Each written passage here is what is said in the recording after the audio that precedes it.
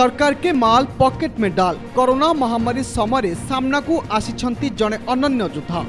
चिकित्सा बदल में लुटिबारे व्यस्त एही कोरोना योद्धा देखंतु एही कोरोना योद्धा को किभली रोगी चिकित्सा सामग्री लुटिछंती एभली एक चित्र देखा मिली ढेंकानाल जिला कामाख्यानगर मठकर गोला गोष्ठी स्वास्थ्य केन्द्र रे मेडिकल ऑफिसर भागवत माझी मेडिकल आसबाब पत्र को एक गाड़ी लोड करी फेरार हो जाउथिले हेले फेरार समय गाँ लोकों हाथ में धरा पड़ जाइतिला डाक्तरों कारनामा फल गाँ लोके संपृक्त गाड़ी को अटक रखा सह मेडिकल परिसर में किसी समय धरी डाक्तरों कार्यकलाप को नहीं तीव्र समालोचना करथिले। खाली एतिकी नुहे मेडिकल को आसुथिबा अनेक रोगी से दुर्व्यवहार करथिबा ग्रामवासी माने अभियोग करछंती। एटा होची भुवन ब्लॉक रो CHC2 मठकरगोला मेडिकल सारे एटी बहुत इलीगल कार्य आगुर चालुथिला।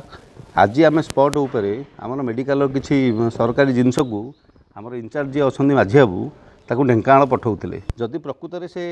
सरकारी जिनस को सरकारी जिनस लगे चाहूले ताले कहीं बालीचतुरी गोरडिया गाँव में दिघी पंचायत गोरडिया गाँ बालीचतुरी गाँव में ताको अलोड करते ये जड़े स्वीपर अच्छी सूर्य पात्र सूर्य मलिक बोली ता भौणी घर ताको अलोड करते तेणु या भितर किसी गोटे करप्शन अच्छी किसी गोटे रहस्य अच्छी जो से ढेंकानाल नेबा बदल में गोरडिया गाँव में ताको अलोड करते आम मठला गोटे CHC मेडिकल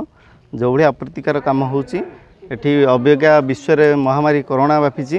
किंतु से विषय में आम डॉक्टर मिस्टर माझी बाबू तांकर कौन गुरुत्व न रही से निज स्वार्थ चली आ प्रशासन तरफ खुलासा करा जाऊ से कौन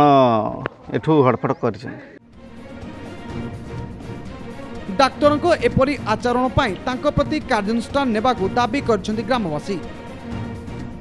ढेंकानाल जिला कामाख्यानगर भूपेश कुमार राउत कोणार्क न्यूज।